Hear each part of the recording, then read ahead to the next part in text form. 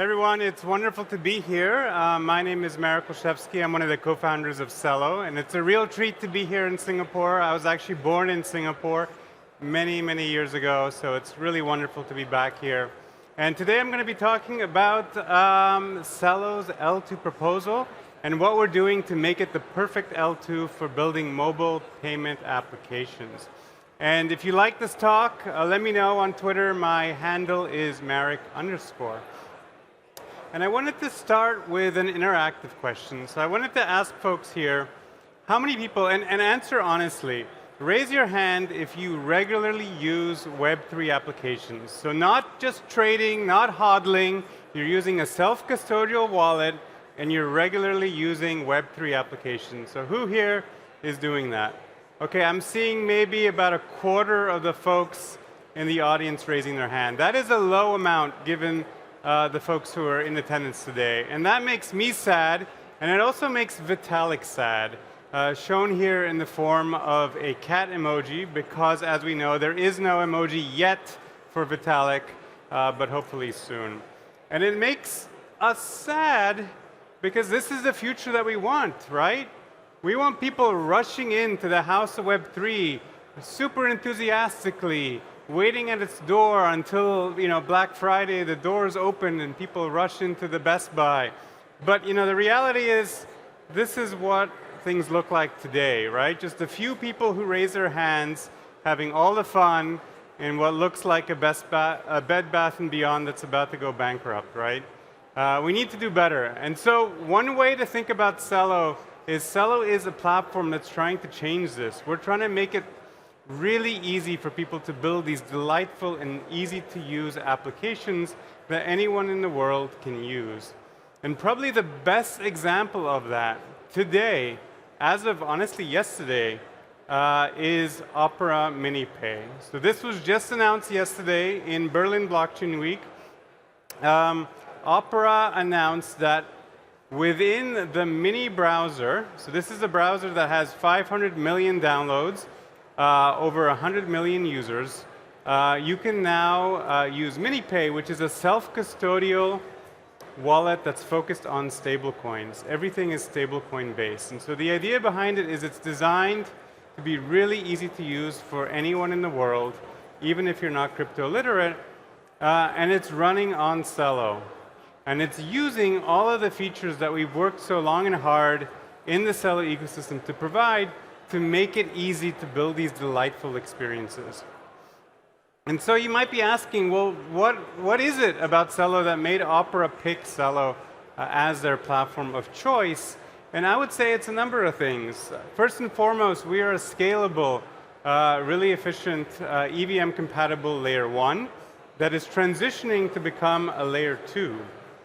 And we're really dedicated to ease of use. So much of what we do is focused on building these really easy-to-use experiences for end users. And that means mobile, because after all, there's 7 billion mobile smartphone devices out there in the world. If you want to reach normies, if you want to reach people who need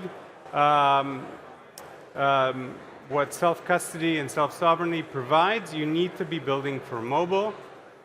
And you need to be building in a way that's easy and accessible for folks. And so that means being able to pay for transaction fees in tokens, so being able to pay in stablecoins. And so that's a core feature of Celo. Even without account abstraction, even just using EOAs, you can pay for gas with tokens on Celo. And then finally, as a cherry on top, one of the really nice things that Celo provides is this ability, is the fact that it's carbon negative. So you may have heard that Celo is becoming the home of ReFi, and that's because 3 years ago there was a governance vote. A community member proposed to make Celo a carbon negative chain, which means that every day using block rewards, Celo buys carbon offset credits programmatically to offset the emissions that the platform is producing. And this focus on ease of use, this focus on mobile, it's been really paying off. Even though we're in a bear market, there's been a lot of usage of the platform, a lot of product market fit being found. In the last 6 months, we've seen a lot of new users being onboarded, a lot of new active addresses coming onto the chain. We've surpassed the highs from the last bull market. And if you compare us to other chains, if you go to Nansen and look at their chain paradise page, and you sort by active address percent change, then you'll see that Celo has grown by 550%, outpacing all of the other chains that Nansen is tracking. So this is really exciting, and this is all coming on the heels of this proposal to turn Celo from an L1 into an L2. We're calling it Cel2, and we proposed this, C-Labs I should say, proposed this to the broader community earlier in the year, in July, and the community was very enthusiastic. Both the Celo and the Ethereum ecosystems all seemed very enthused. We had an on-chain governance vote for it, and the proposal passed with 99% support. And so now we've been busy working on executing this proposal to, again, turn Celo from a EVM-compatible layer 1 into an L2 with a real focus on ease of use. And so for the rest of this talk, I wanted to just talk a little bit about what makes Celo, like what is in this L2 proposal design. You know, it's really quite, I would say, unique in the L2 space. There's a lot of L2s now. The list is growing dramatically, but many of them look quite similar. And we think that the Celo L2 design is quite differentiated. And so I wanted to just spend a little bit of time talking about what makes it different from the other L2s. And I think in large part what makes it different is that we are transitioning from an L1 and that we have some existing constraints.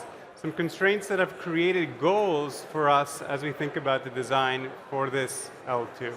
And I would say there are two really major goals. The first goal is to maintain cheap gas fees. So a lot of use cases on Celo are payment-focused, community currency-focused, microcredit-focused, universal basic income-focused. And these use cases need low gas fees, fees that have to remain less than 1 cent per transaction. If we were paying 10 or 50 cents per transaction, as is common for other L2s, those use cases would probably not be able to survive on Celo. And so a real goal for us as we do this transition is to keep gas fees cheap. And so to do that, we've partnered with EigenLayer, which is really exciting. Who here knows about EigenLayer? Okay, a few people.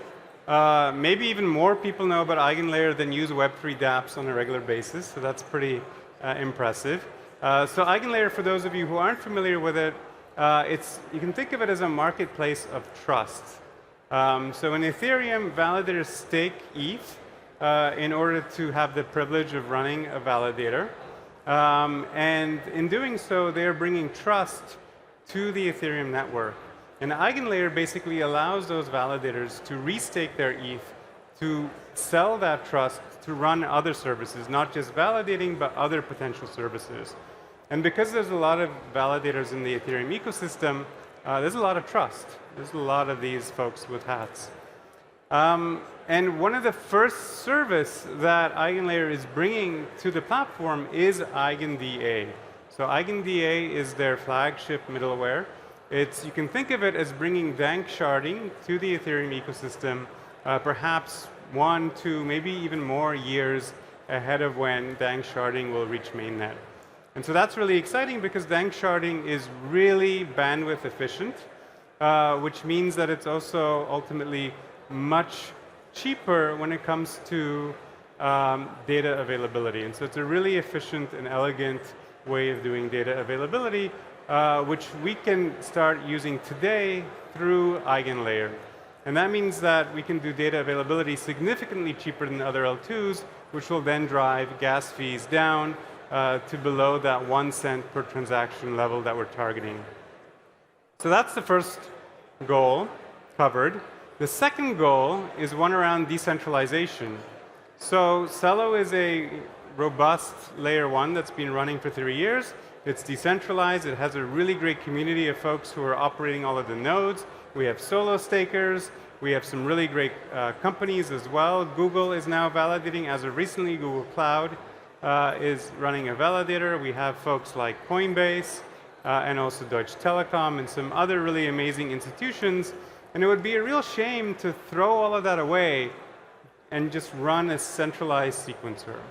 And so one of our goals is to maintain this level of decentralization and transition these validators into a decentralized sequencer.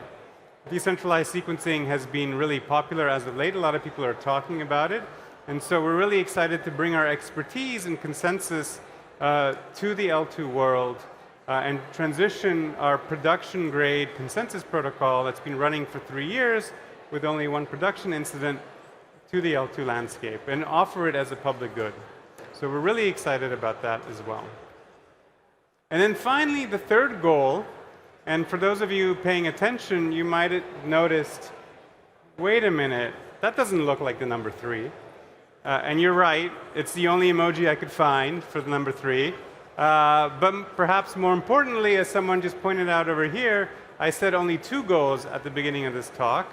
And that's right, because as is common with big, complex software engineering projects, you frequently realize as you're doing the work that, oh, wait a minute, there's this one extra thing that we didn't think about that we really need to address. And for us, that is one-block finality.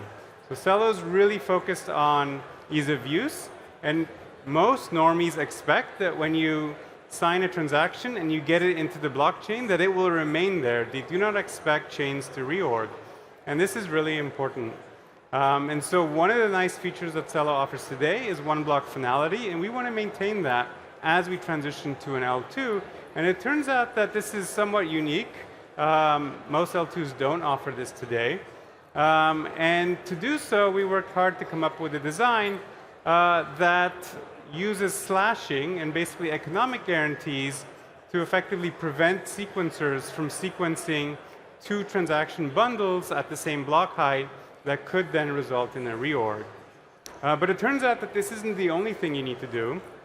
And this, by the way, is something that we're doing today already as an L1. If validators equivocate on a particular block or on 2 blocks at the same block height, they will be slashed. And so this is something that we can bring really easily to the L2. But it turns out we need to do some additional things, specifically as it relates to the chain interacting with the L1. And that means delaying all forced transactions and delaying all deposits by 12 minutes so that we can get Casper FFG to finalize those transactions and prevent any reorgs on the L1 from affecting the L2. So what does this mean for all of you guys, for all of the users of products on top of Celo? Well, it means applications that look and feel more like centralized applications that aren't compromising on self-custody, aren't compromising on decentralization, but are just really easy to use. And so one really amazing application that I encourage you all to check out is Velora. Velora shares a lot of similarities to Opera MiniPay, but is available in Singapore. Opera MiniPay is launching right now in Nigeria. And so until it's available here and in the countries that you're from, highly recommend playing around with Velora instead. It really has a lot of the same functionality, the same focus on ease of use.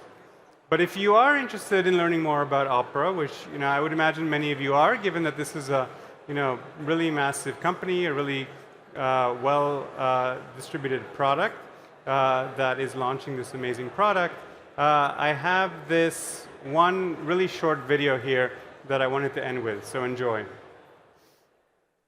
And there was supposed to be audio, but it didn't work. So I can just voice over here. So you can create accounts directly with Google, which is really exciting. It's easy to cash in. They're leveraging Fiat Connect, which is an amazing way to cash in. And you can send value to phone numbers and pay for those transaction fees in stable coins. And so it looks like a P2P wallet that's centralized, but it's fully self-custodial, fully running on crypto rails, and fully decentralized. So it's really exciting. So that's all the time I have. Thank you so much, and I'll be around if you have any questions.